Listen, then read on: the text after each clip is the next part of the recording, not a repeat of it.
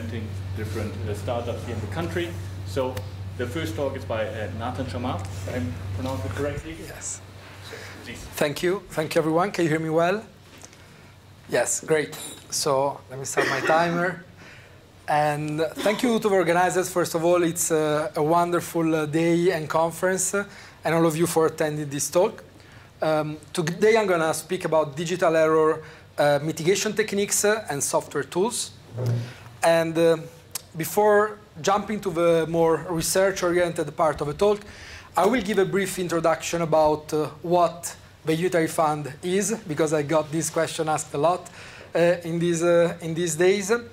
Give a very brief overview of quantum error mitigation due to the fact that in the previous sessions, great speakers already introduced topics and vast topics. And on the research side, I will speak about research we performed at Unitary Fund at the digital level. I will explain what I mean with that. The fact that techniques can be hybridized and visualized in a unifying framework. And then the fact that we also applied quantum error mitigation to lower the overhead of quantum error correction, and then tested this on real hardware that is cloud accessible. So the Unitary Fund is a non-profit organization that aims at developing an open quantum ecosystem. And we believe that this will benefit more people and will allow the field to advance faster. And one of the tools that we believe it's instrumental in making this happen at an accelerated speed is open source software. As we all know, we use open source software as digital people, scientists. And even in quantum, we can see the impact that open source software is having on the developing and technology transfer of this field. So Unitary Fund was born really to fund anything that fell between research academic papers and venture fundable startups. There's a big gap that you can cover. And this gap includes compilers, debuggers, even open communities. And it really started with this idea of no strings attached grants given to explorers in the field. So Unitary Fund has awarded more than 74 grants to date. There are $4,000 grants. Again, there's just a very low-level mentorship given by our amazing advisory board that actually goes through all the many applications I received every year. And this is one of the core things that we do at Unitary Fund. Today I'm going to speak mostly about the research side. And we have two long-term projects that we care about. One focuses on error mitigation, and I will also briefly mention the one about benchmarks. And finally, we are building an open community with our Discord server, with quantum software talks that are deep dives into tools that you may want to use in the stack, supporting established projects such as the Quantum Toolbox in Python, Qtip, and serving the system, the ecosystem with an open source survey, and then with hackathons such as the Unitary Hack that I'm going to mention something about. So talking about these grants can sound a bit unclear. So I put here some examples of grants that were awarded in the first quarter of 2023. As you can see from this list, they go to a variety of teams that mainly develop open source tools, but they also contribute to existing tools. So we also think that it's important not to duplicate what tools are already out there to avoid reinventing the wheel.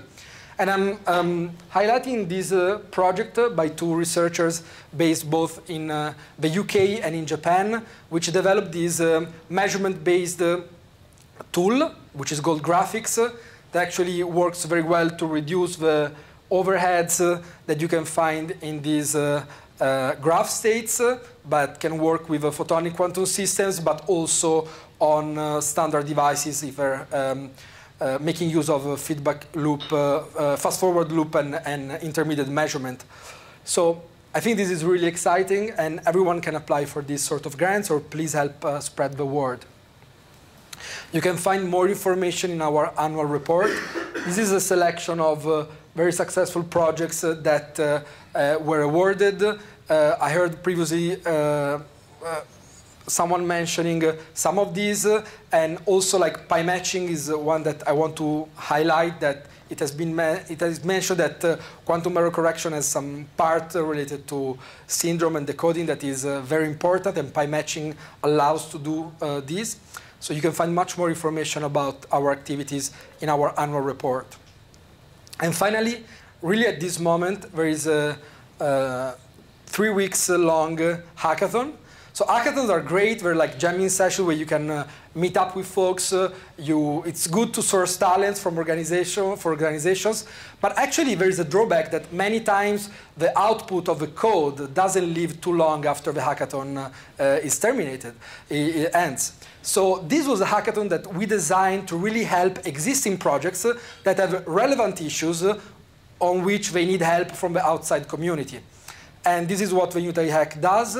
Unitary Fund collected, thanks to sponsors, a pot of money, and then tells the maintainers of these projects that are participating this year what are the most pressing issues, or the thorns that they cannot really address.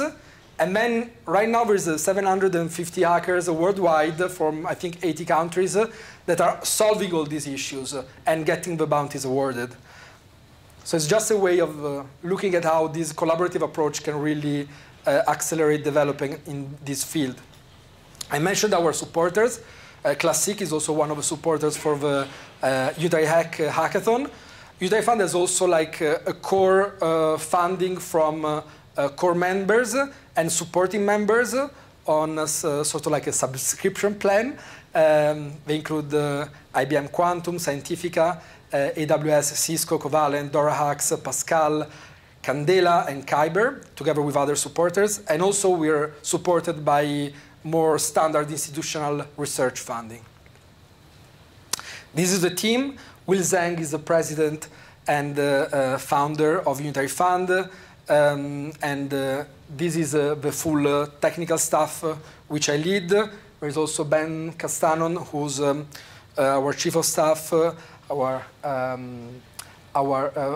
technical staff, including Andrea Mari, that is here in the audience. And I also want to mention Ryan LaRose, who left recently, but has been really like a driving force in the error mitigation work that I'm going to present today. OK, so let's now start with the proper quantum error mitigation talk. And quantum error mitigation is definitely an emerging field. We've heard it already quite a few times. But if you spoke about it a couple of years ago, I think it was not so much a buzzword. But I think it's also important to acknowledge that this sort of like emerging field is really informed and made possible by research that has been going for decades in adjacent fields, such as open quantum systems for noise characterization, quantum error correction, of course, and also sort of like specific fields and techniques such as QCVV, variational quantum algorithm, and optimal control, of course. So already previous speakers in the previous session spoke about quantum error mitigation techniques. I want to give this perspective, which is sort of like a user-based perspective. How do you use quantum error mitigation? And generally, you have a quantum program that you want to run on a device or a simulator.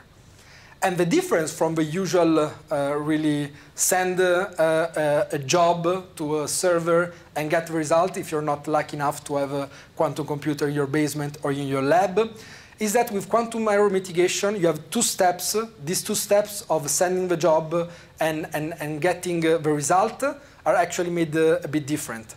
The first part is what we could call this intermediate circuit generation, in which you take the original quantum circuit or program and you modify them a bit. And this is done in order to explore this quantum landscape that is affected by noise. Then you execute on a backend, and then you collect many noisy results that are noisy due to different ways due to the initial compilation. And then some of these techniques apply what is generally just a classical inference technique to then obtain a single error-mitigated result. So this is a sort of like an overview of techniques that have become popular, have drawn attention from researchers in the field. Zero-noise extrapolation has been already mentioned in the previous talks, and really is based on this idea of stretching gates, so to make them last longer. Probabilistic error cancellation acts actually at the gate level, and it's based on the idea that the ideal gates that we want to implement are actually noisy gates, but we can decompose these noisy gates into ideal ones and recover them at the sampling cost. There's then also learning-based methods that are based on the idea that the original quantum program is transformed in an easily simulatable Clifford-like quantum program that one can run on classical resources, learn the noise model and, well, actually how to correct the noise, and then use this information to predict the results on an actual quantum device. There's then symmetry-based techniques that are really drawn from quantum error correction. And the difference is that you don't have a feedback during the computation. So what happens is that there is just a projection into what is generally a subspace. And then there is techniques that are also like, much older, such as dynamical decoupling, which are basically gate-level compilation techniques that have been first designed at the pulse level, for example, in NMR, but then can be abstracted at the gate level. And polydrilling is just another way in which quantum programs can be compiled in a different way in order to change the shape of noise. And finally, there is a lot of other research. So here there is some references. That, of course, are just a selection. No offense if some are missing. There's these very nice 2 reviews that have also been mentioned in the previous talks that I encourage you to look at. And all references can be found on the Mitiq documentation website. So let's get back to zero-noise extrapolation. I'm happy that the previous speakers gave a great introduction, so I could cut a couple of slides of introduction. So a way to look at zero-noise extrapolation and the problem it's trying to address is that we have a noiseless Hamiltonian that we try to run on a quantum device. And then we have some noise operator that it's preceded by a noise scaling factor that is dimensionless. At 1, we have a base level noise. And if we're able to stretch the quantum computation, we're also able to increase the noise. And then this is a way to sample and then get an extrapolation to the zero noise value. So this technique was proposed and then verified experimentally. And it was verified at the pulse level. So there is a bunch of open source tools that work at the pulse level. I'm also lucky to have worked on the QTIP QAP project and a little bit on the Pulsar project by a neutral atom startup called Pascal. There's also, of course, Qiskit Pulse and other tools that are specific, for example, for neutral atom simulators, such as Blockade in Julia. But at the same time, as we know, it's not so easy to access quantum devices that give pulse access. Plus, pulse access adds another level of expertise that one may not want to deal with if it's not an expert. So these are great tools. But the idea of Mitiq is to abstract the noise scaling part and actually all the manipulation at the gate level. That's why we call them digital quantum error mitigation. So on the first part of the slide, you see pulse stretching, which requires a pulse level access or simulation.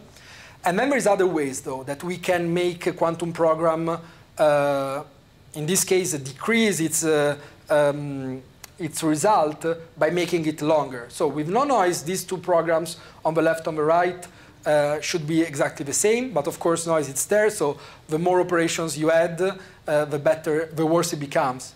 If you see here, a G operation, it's replaced by a G dagger G operation. And since these are unitaries, G dagger G makes an identity. And you should be able, in a noiseless scenario, to retrieve exactly this program. Global folding is what we refer to in contraposition to local folding as a way to fold at the level of a full circuit, or at least more than a single gate.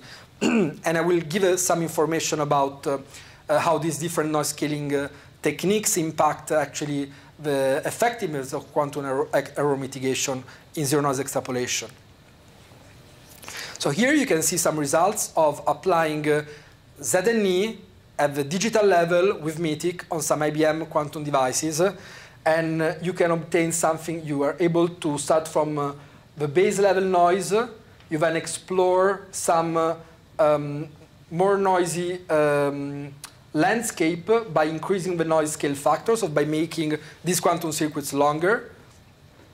And the sampling overhead is just given by how many data points you have. And then you're able to extrapolate the zero noise limit. So how do we extrapolate? In this case, we extrapolated with exponential fit. This is something in which you have a lot of freedom in Mitiq, which is the toolbox I will present more generally in a couple of minutes. And the main idea is that zero noise extrapolation was defined with Richardson extrapolation, which is a polynomial kind of extrapolation. But there's many extrapolation tools and techniques that one can use. And these are fully classical techniques, like they're statistical interpolation techniques. And with the concept of factories in Mitiq, one can choose the one that suits them best. So here you can see on two devices, an IBM device and a Rigetti device, how different noise scaling techniques, how different extrapolation techniques actually impact the extrapolated value.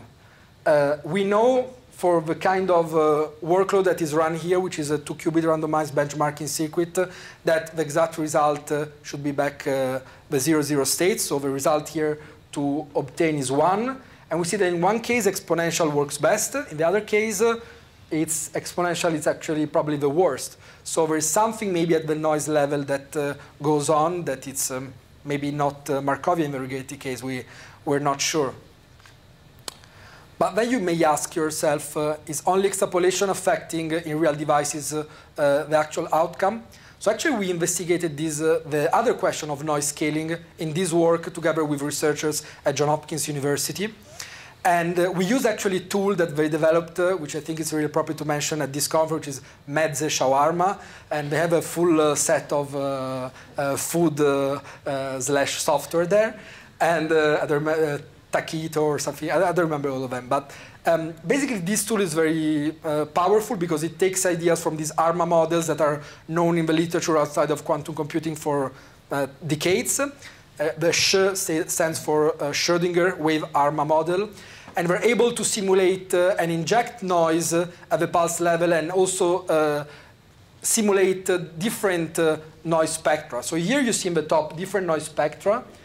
And what we did then, it was to benchmark different noise scaling methods against different noise models. So on your left, bottom left, you can see that in the presence of white noise, nothing happens. So we just took white noise, and the different techniques, they all fare the same. But then when you start to have color noise and correlated noise in time, in this case, well, things can change and differ a bit. And what we found is that actually global folding is the most robust technique that we could test out of the other digital techniques. So this was like an important information to then move on with some further benchmarking that I will mention. So I already introduced a couple of times Mitiq. So this is an overview of this Python toolkit that is open source. You can find the white paper in Quantum. It's on GitHub, of course. It has a very extensive documentation with tens of examples made mostly by the Unitary Fund team, but with a lot of input from the community. And everyone who would like to participate to the development can join us on Discord. We have regular meetings. We will also have a text channel. And this is how some of the techniques that were implemented in Mitiq were developed. So Mitiq really takes this framework of having some modules for zero noise extrapolation, ZNE, for probabilistic error cancellation, and split them. So you have different modules for the sampling part and the, let's say, proper compilation part, and other parts for the extrapolation. It works with many front ends, so to say, so ways in which you can write in a framework the quantum program. As we know, there's a lot of duplication right now in the ecosystem, but it also works with some standards such as OpenCASM. And then it literally works on any backend because it doesn't care what is the backend. It could be a simulator or a real device, and then gives you back an error-mitigated result. So what's in Mitiq? Well, zero-noise extrapolation, probabilistic error cancellation, but also Clifford data regression, dynamical decoupling at the digital level, which we demonstrated to work on hardware and improve the results. Without error mitigation, polytwiddling, and it's being added quantum subspace expansion, which is one of these symmetry-based techniques.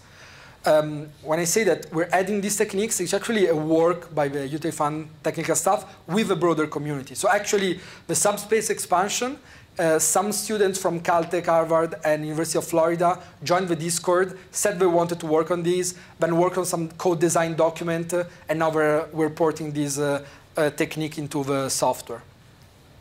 As major recent updates, we improved the tutorials, we have more benchmarks that I'm gonna actually present, and then we have a calibration module, because we've seen that still there is a problem, at least at a user level, that doesn't want to delve into these details of error mitigation in choosing the right parameters that, this is sort of like secret source.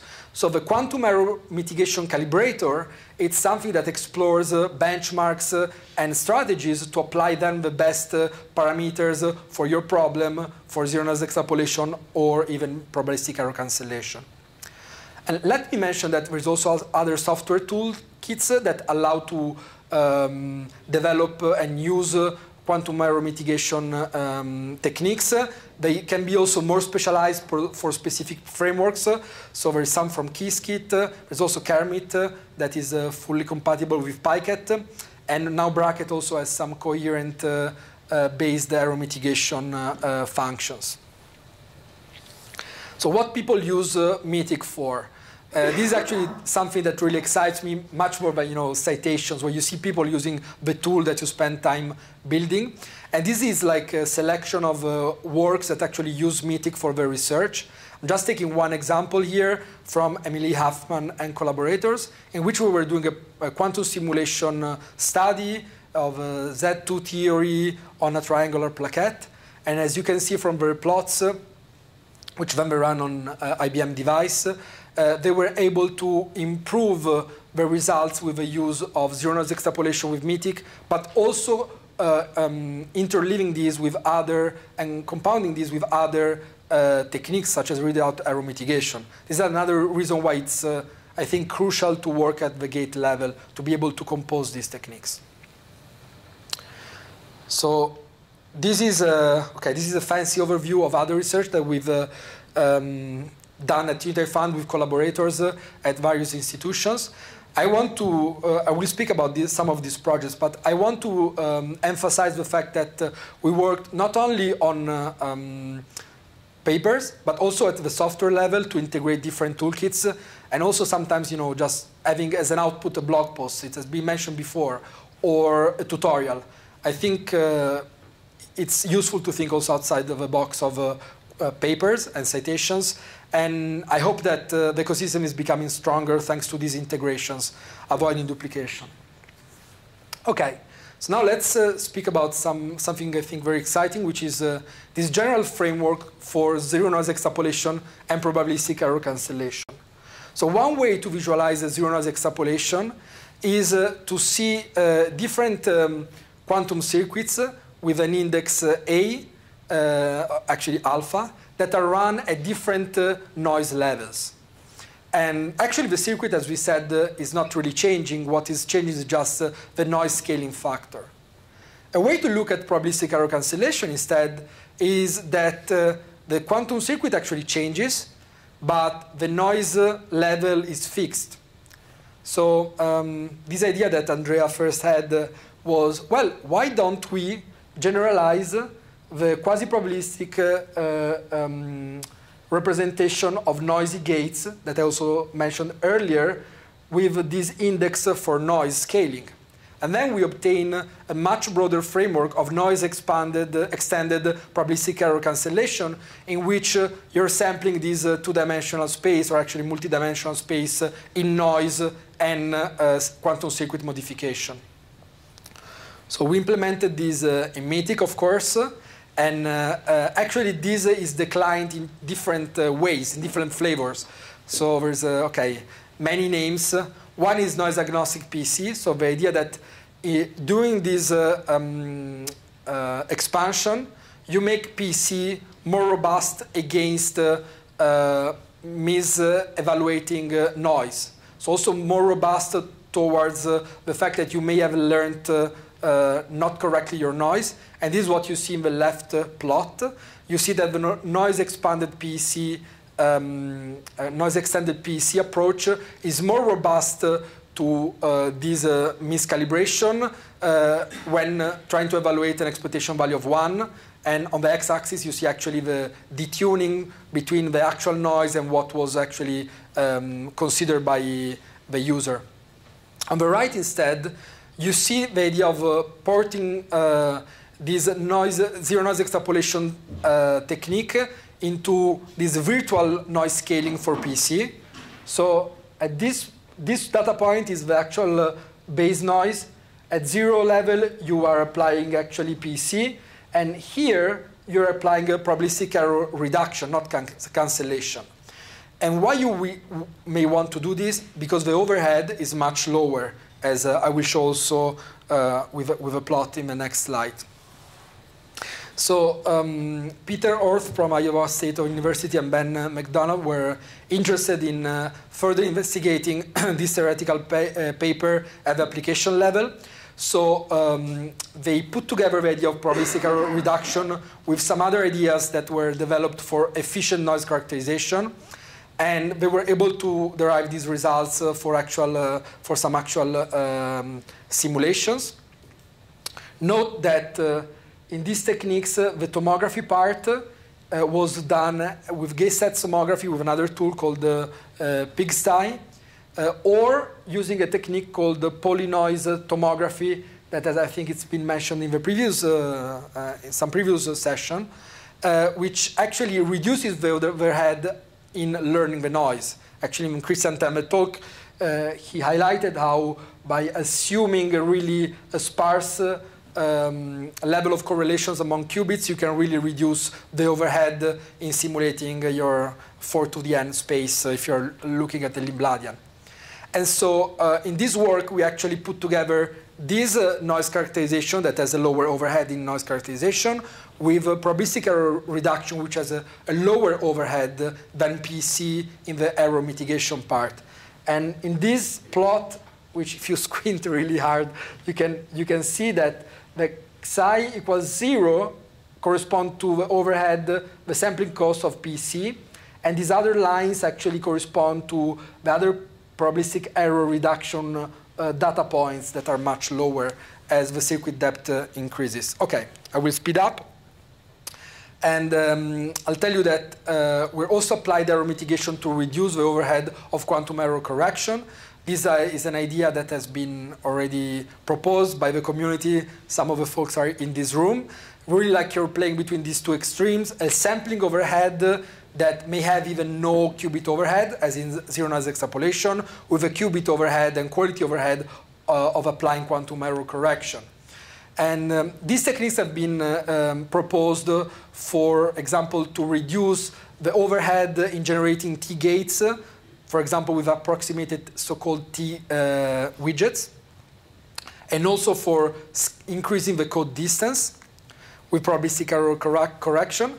What we did in this recent work was to actually do this scaling in of the error correction code distance using zero noise extrapolation. So with very little overhead, we ask the question, what if we're not able to generate quantum error correction code of depth equal 9 because the noise level is too high, but instead we generate d equal 5 and d equal 7, then we can extrapolate to the zero noise value just as we do in the physical qubit space. But here we are in the logical qubit space. So these are some results that we obtained by running some of these simulations. You can see that this distance scaling performed best, also better than applying this unitary folding of a logical algorithm, and it was of course much better than a mitigated result. We also had some budget and improvement tables. I refer you to the paper if you want to learn more. Let me also mention that in this system, we also are able, since we're applying smaller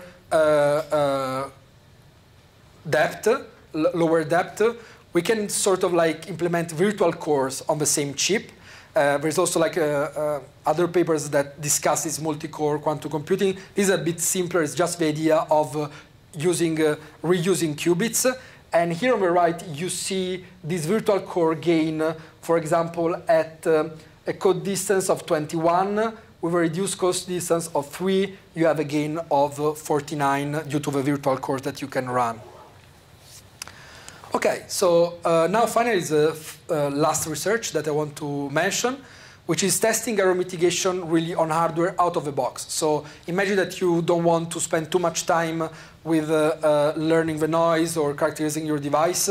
How well does it work? Well, we took two techniques, ZNE and PC. We run them with two benchmarks workloads, randomized benchmarking and mirror circuits. And then we probed them on 3 backends, like 3 different architectures, actually 2 IBM devices, a Rigetti device, and ION-based IonQ device. And what we obtained is that generally error mitigation improves by looking at the mean standard error deviation between the error mitigated and the not error mitigated value. Here is the improvement factor that you can see for this sort of plot in which you see the unmitigated and the mitigated results on IBM QLima. And then we applied these for different zero-noise extrapolation techniques, also for probabilistic error cancellation on different devices. And you see generally always an improvement. I think interestingly, probabilistic error cancellation did not work as well. And this just highlights how much you need to correctly determine the noise when you apply probabilistic error cancellation. Here we just assumed a depolarizing noise channel.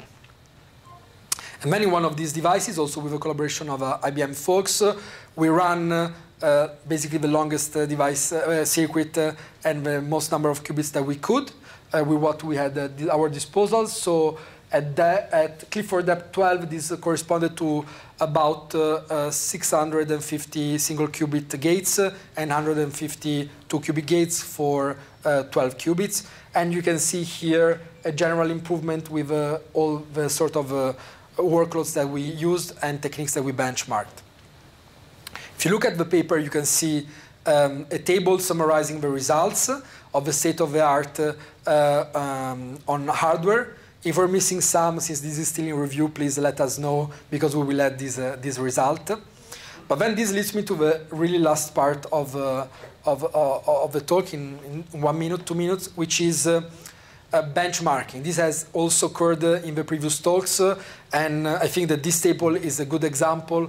We cannot all, at this point, to track the development of quantum computing, open archive papers and learn what's in the tables. If there is tables, maybe it's just in the abstract or information. So we need good benchmarks that are reproducible, scalable, application-centric, and hardware agnostic. And basically, we created a tool, an open source platform, that helps answer the question, how quantum computing platform X running software stack Y perform on a workload Z, and how has that changed over time? And this is Mitiq that you can check at mitiq.info, where you can find tasks about, for example, hardware, several tasks such as quantum volume, and then charts that are self-populated by the fact that users add their results and submissions, tracking the development of open source, of quantum computing. So not only one can add URL, archive papers, make a submission, and these will be populated in these charts automatically. But we also worked with QEDC benchmarks. QEDC is a Quantum Economic Development Consortium, to create an automatic API to run this sort of like standardized benchmarks and with API and Python client automatically add them to the Mitiq website. So yes, I hope I convinced you that to advance NISQ, we need digital error mitigation, and there is a lot going on. At the digital open source level. We have reduced the overhead of quantum error mitigation. We've used quantum error mitigation to reduce quantum error correction overhead, and we've also run on hardware and benchmarks. And with this, I thank you, and please get in touch if you'd like to know more.